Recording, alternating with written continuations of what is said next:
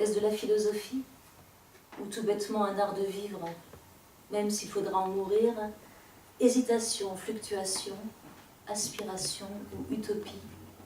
L'important est malgré tout de donner un sens à sa vie.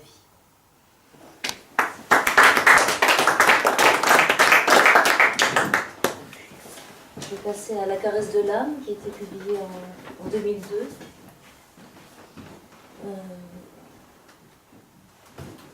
Je vais vous lire un poème qui s'appelle L'autiste.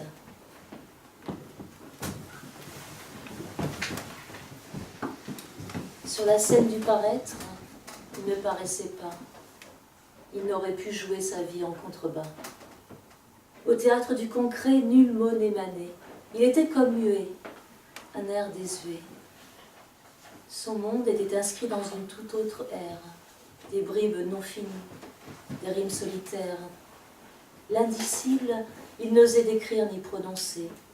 Le comble l'habitait, le néant y régnait.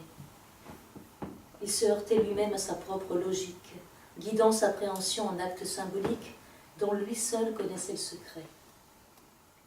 Il avait élucidé les ténèbres de la vérité, les niveaux origines, les impasses inaccessibles, la conscience de sa brillance, son incompatibilité. Il était si proche de la complexité des rêves et des mystères de l'éternité qu'il avait touché les interdits de l'histoire. Ne pouvant s'y résoudre, il rentrait dans le noir. Et les bêtises humaines grouillaient dans sa mémoire. Le réalisme ne lui faisait entrevoir qu'ombre et souffrance en sa propre existence. Il n'y a que sur sa terre qu'il touchait le vrai. Et alors il pleurait. Anéantir les mots et les gestes informes, combattre les regards sur son âme blessée. Non, il ne criait pas. Il ne faisait que refléter l'image de son miroir.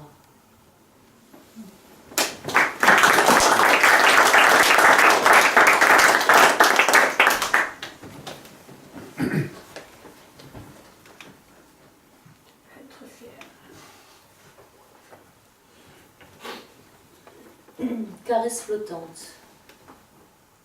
Une vague caresse le voile d'un baume salvateur qui effleure la lune et embaume mon cœur. Les voiliers se détachent et se mêlent en couleur à la bruine étincelle dans le phare qui se meurt. Ô lèvres apaisées, ouvrez toute béante la porte au firmament. Volez de vos miroirs et vos ailes gracieuses vers l'abysse du temps, qui effacera nos larmes, nos péchés, nos tourments, pour faire de cette beauté une éternité.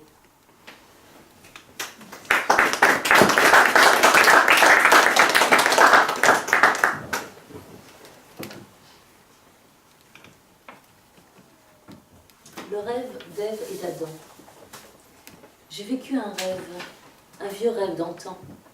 Il était mon soupir, il était mon amant. Nous vivions enlacés nuit et jour ambiant dans un espace à nous, pas d'ombre à l'horizon. Et l'air du temps faisait face à l'amour qui prenait place, rugissant de son vieux tambour. Comme à la Genèse, un rêve d'Ève et d'Adam, un poème inédit, bien courant pourtant. Une pomme interdite vint à se présenter. Elle croqua à pleines dents, lui en fut subjugué, mais rien ne compromit la femme ni l'amant. Elle procréa sans mal un merveilleux enfant qui, fort de cet amour, embrasa le soleil, qui brillait à jamais de ses raies turbulents. L'Éden n'attendit pas un messie réparant les faiblesses de l'automne, la tentation printemps. Ils s'unirent à jamais dans le vert espérance, qui scintille encore dans tes yeux, dévorant la pomme qui tenta Ève, qui attira Adam, qui brava le serpent empoisonneur de sang. Et le ciel salue la figure fugace du temps qui brûle encore, dans ce rêve perpétuel de notre existence. Je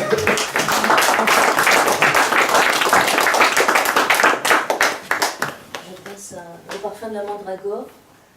C'est un recueil un peu différent, ce sont des suites poétiques, il y a 3 grandes suites poétiques, c'est-à-dire ce sont des longs poèmes qui durent, je sais pas, 20-25 pages, donc je vais lire juste des petits passages que j'ai sélectionnés. Je sais pas trop combien de temps il est imparti encore. Je sais pas, 5 minutes.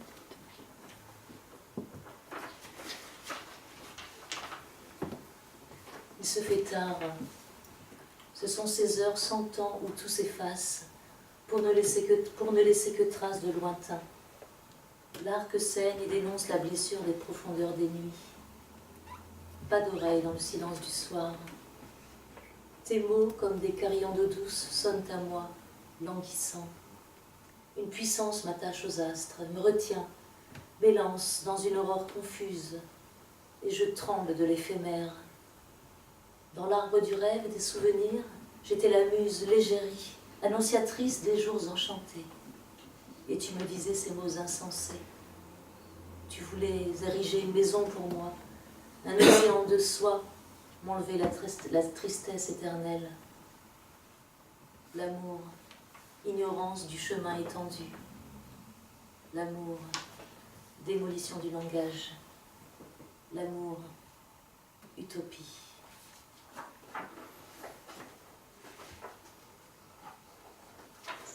Je me laisse bercer par l'infini des vagues. Je m'accroche à l'arbre déraciné et tente de regagner la terre. Je me suspends aux mots qui seuls réussissent à me procurer l'extrême extase. J'inhale l'humus des villes, m'emplis de tes paroles, bois l'encens de tes vers, ranime des vies mortes. Je m'enlise dans la glaise, trempe mes pieds dans la boue, et lentement, je couche avec la source de nos souffles. De ton sceau estampé, je me livre sans réserve. Je puise dans l'arbre de la vie, et dans ma passion, je dialogue avec le divin.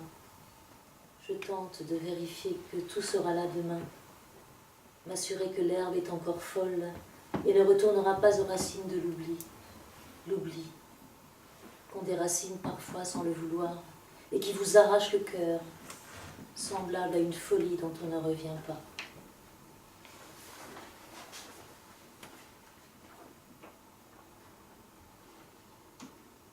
Voilà, je vais monter là, et puis je vais faire un petit peu du dernier recueil qui est paru donc en juin dernier, qui s'appelle Tel un sceau sur ton cœur.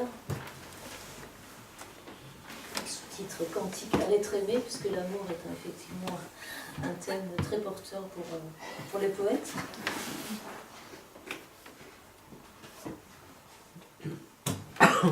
Nous, ma poésie. Elle s'appelle Nous, ma poésie. Toi et moi en rime tendresse, billet, passion, hymne, liberté. Il se nomme toi, mon infini. La femme réside en ton sein, présence céleste, courbes et liesses, amour, noblesse, chants et promesses. Elle caresse ma symphonie, étreinte, romance et vérité, un cri au cœur, un cri du cœur, un trait autour, un trait toujours. Que de miracles à composer, que de beauté à éprouver.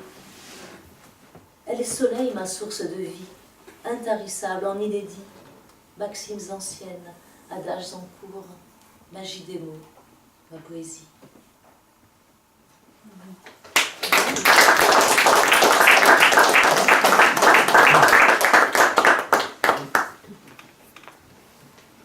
Un petit poème pour un grand je t'aime, parfois se promène dans mon cœur en traîne.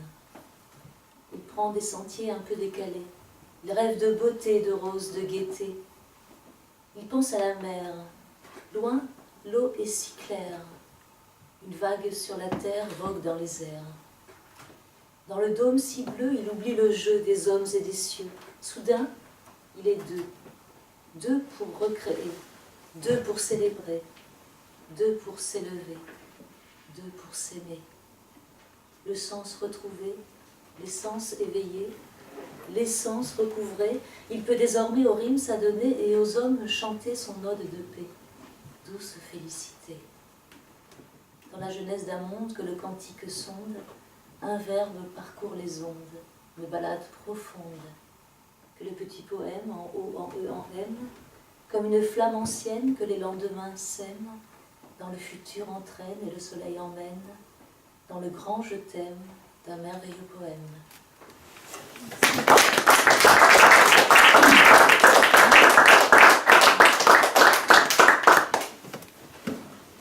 Un poème qui s'appelle Poétrie. Dans la cour du poète, il y a un cœur, et encore et parfois des trèfles aux quatre vents. Dans la cour du poète, il y a une œuvre à graver pour estamper le temps. Dans la cour du poète, il y a une grâce qui souvent m'emmène et crée des vers à soi. Dans la cour du poète, point de bouffon ni de vagabond, seul injuste en miroir, un si joli espoir. Dans la cour du poète, il y a toi, une faveur dans mon cœur de poète.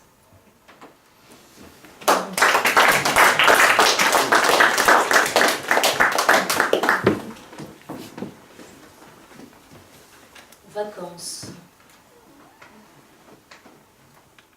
Demain, dans ton village, je te demanderai ta main, celle qui me caresse et qui m'entoure, celle qui joue et court sur les touches de ma vie. Au matin, j'irai découvrir ce nid qui se dessine aux noces du futur, et je me baignerai dans cette eau de bohème encore sauvage. J'effleurerai le sable au milieu des étangs et des salins, dans ces coins reculés, dans ces domaines battus par le vent, au ras des marées insolites, là où les oiseaux triomphent, où les chevaux président, où les flamants festoient. Quand roseaux et tamaris, rosières et lagunes s'entrelacent, le fleuve s'engage aux côtés de la mer.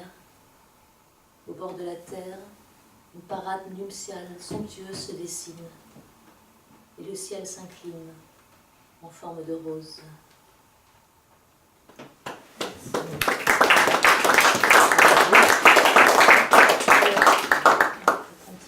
Un petit dernier, voilà.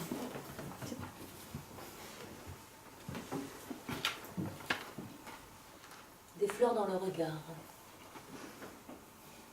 Si j'entrais dans ton cœur, que trouverais-je en toi? Quelques compartiments, des beaux moments sans doute, le long des longues routes qui t'ont accompagné, des gens qui sont passés et qui ont parsemé le chemin que tu suis depuis quelques années, des souvenirs anciens, prémices du lendemain, d'autres visages ancrés dans l'enfance emportée, des amis de campagne, des cœurs en grande fête, des tournées endiablées au son des sérénades, mille et une pensées que la vie a forgées, afin de façonner ce qu'aujourd'hui a fait, ce qu'aujourd'hui tu es. Si j'entrais dans ton cœur, j'y apposerais mon sceau, une immense douceur pour guérir tes maux, des rêves à entreprendre pour sécher tous les pleurs. J'irai dans les méandres et sèmerai de fleurs ton parcours constellé, te guidant dans les astres, accolant d'une marque un futur étoilé. Je graverai ton nom et puis le bercerai d'immortelles caresses et d'infinie tendresse. Ainsi, et chaque nuit, je pourrais m'endormir si j'étais dans ton cœur et ne plus en sortir. Merci.